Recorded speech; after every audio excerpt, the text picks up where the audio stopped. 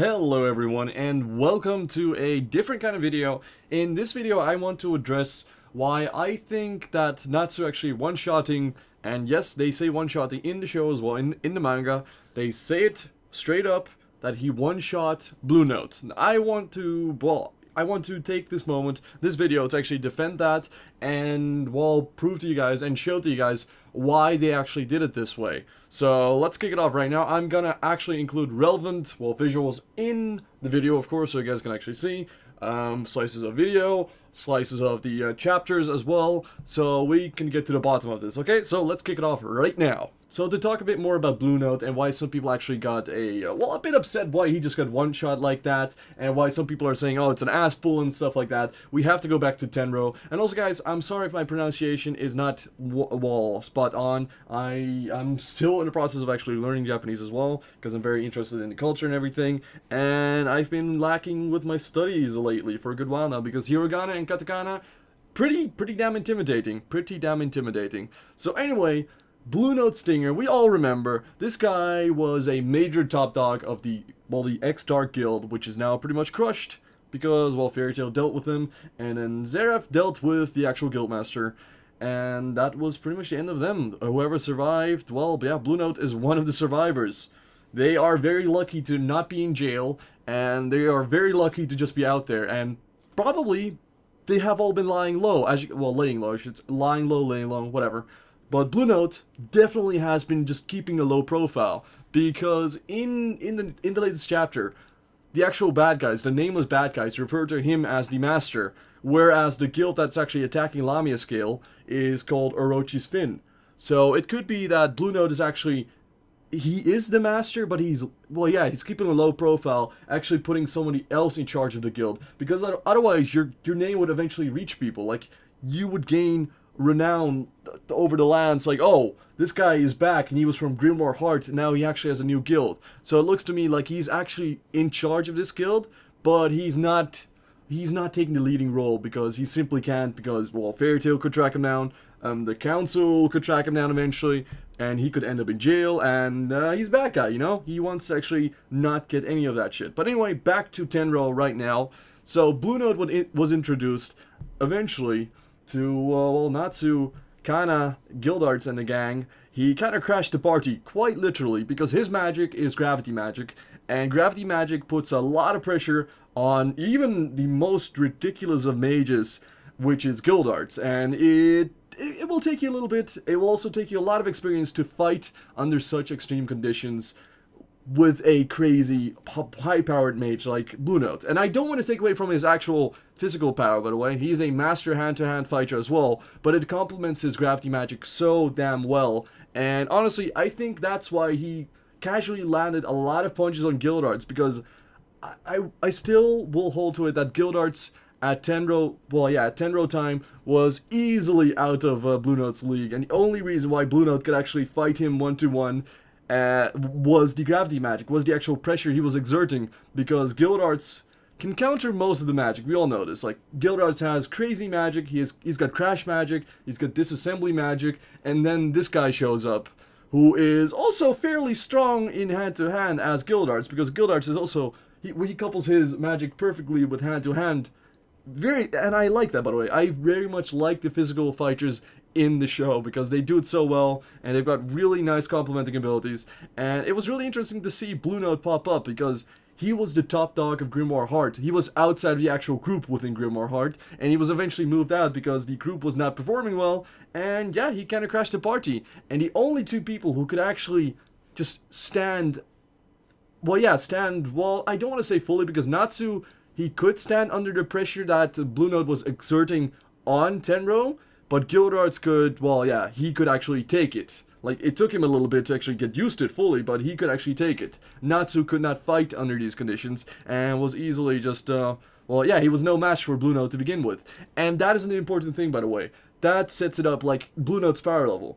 And I know, even though Bluenote is a big deal, and I'm sorry if I'm saying Bluenote so much, by the way, I love his name. I love that monkey face's name. I think he's a really cool bad guy, and I want to see more of him, but he's probably roasted for a while now. But yeah, they did this with such a good reason in the latest chapter, because Guildarts eventually just well, he punches Bluenote to the moon pretty much with a Gildart's punch. It just, he's out. The gravity pressure is gone, and Bluenote is out of commission with one famed Gildart's punch, which again proves how powerful Gildart's actually is if he does get the chance to fight equally.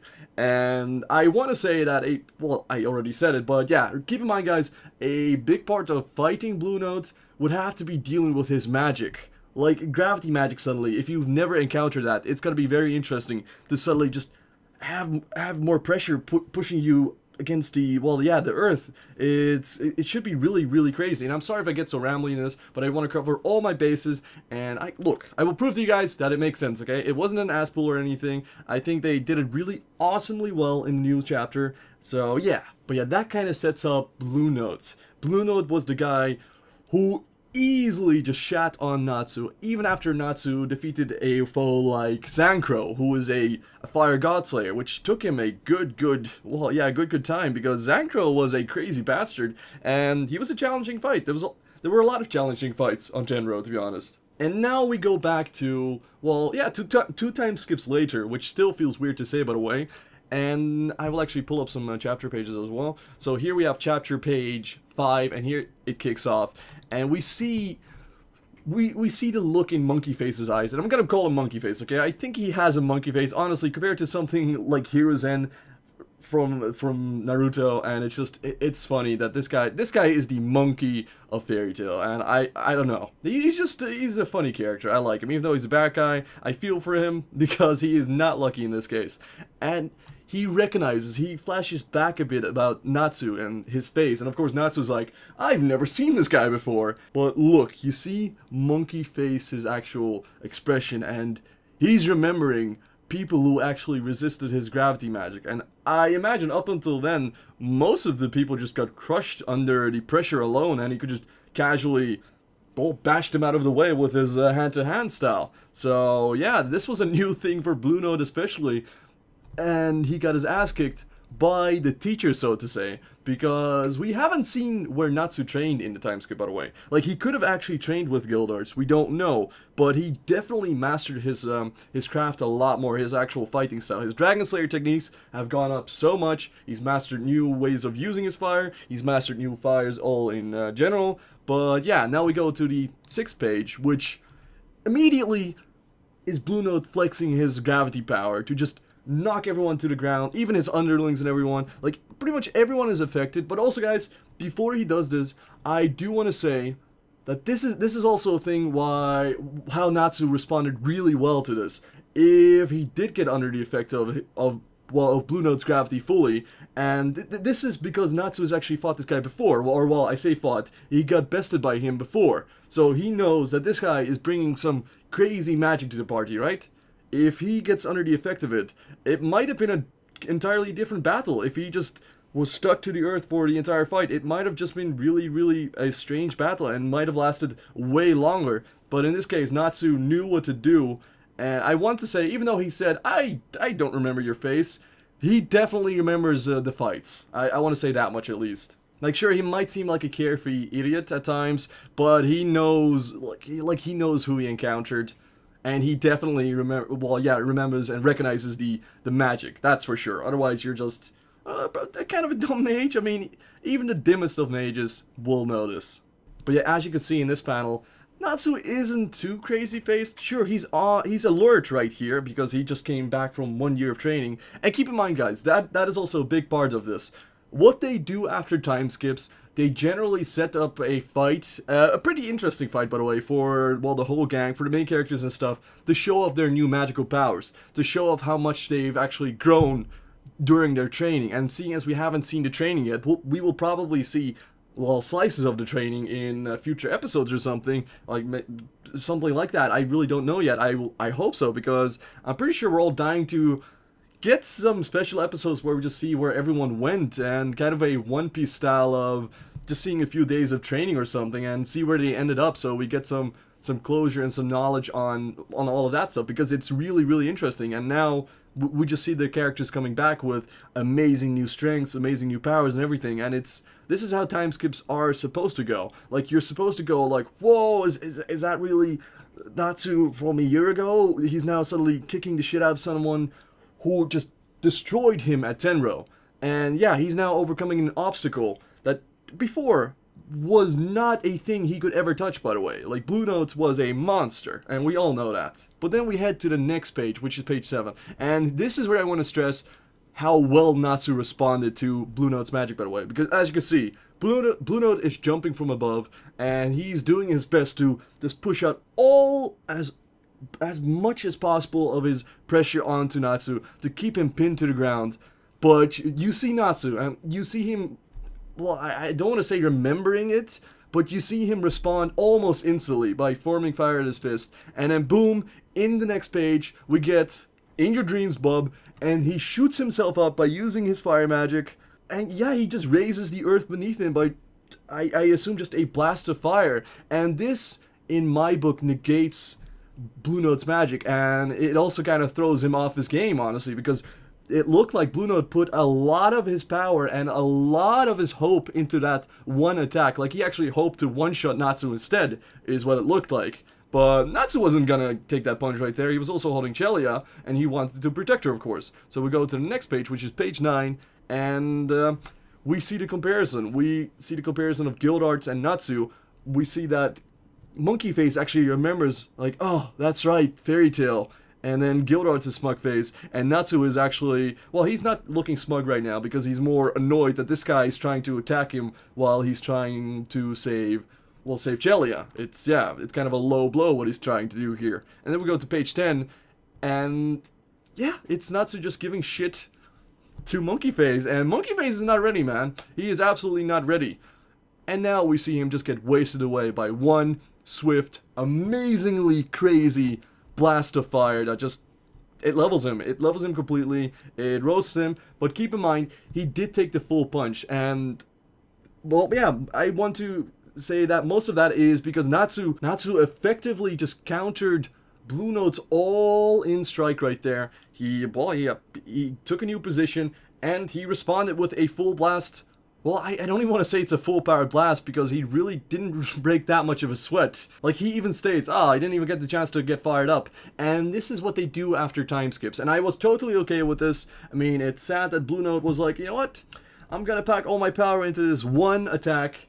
He could have taken it another way. Like, he could have actually approached it differently, and it might have ended up differently, but he decided to go, no, I have to do this one strike and try to knock him out of the game because this kid was an annoying bastard. He reminds me of Guild Arts, and Guild Arts was the guy who just bested him. So then we go to the next page and we just see how immense this attack is, by the way. This is an absurd attack, and I have no words for it, honestly. We see Natsu break, well, he's not really breaking his sweat, honestly. Like, he's puffing some smoke, sure, but clearly he's not that fazed by it. And then the last page that I want to show you guys is good old Bluenote being wasted away, Orochi's Fin Guild just staring like, oh, okay, hold on, and Bluenote falls to the ground. And keep in mind, he just took a full punch of Natsu's new power after a time skip, after training for so long, after possibly training with Guild Arts.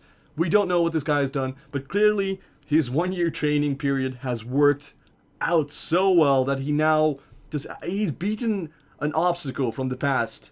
And this is how they do it in long-running shows, especially. This is what they do. Remember, well, if you do watch One Piece, if you do follow One Piece, they did a similar thing in One Piece, and they do similar things in Bleach as well. But in One Piece, well, the entire crew shows up at Shabundi again, and they can suddenly fight the androids. They can suddenly take it on, and they go to the New World, and they can suddenly actually, well, yeah, manage to survive in the New World, even though the New World is hailed as a place that is really harsh and unforgiving. And to survive there, and yeah, to even be there for just a little time, you need to be insanely powerful and actually keep yourself safe. And that's what they do in time skips. They establish how much a character has grown this way. So hopefully I wasn't too rambly, but that's why I think that it was not an ass pull. Look, I'm all on your side that Bluenote is an extremely powerful guy, but he was lying low. He is clearly not on the top of his craft. I mean, why would you, honestly? If you're a bad guy and you've got gravity magic like that, and you've been a big deal for a while now, and suddenly one guy comes along, Guild Arts, who is a monster in his own right, by the way. Like, Guild Arts is an absolute beast. and he defeats you eventually. Sure, that's a blow to the ego, and after the whole Tenro thing, I'm pretty sure this guy's just been lying low like crazy, and now we see him again years and years and years later in a guild called Orochi Spin trying to attack Lamia Scale. Now, I also want to say that they took that opportunity because they thought, look, Fairy Tail's gone now. Like, Fairy Tail can't possibly just return like that. It's not gonna happen, and we can attack Lamia Scale when they're somewhat vulnerable.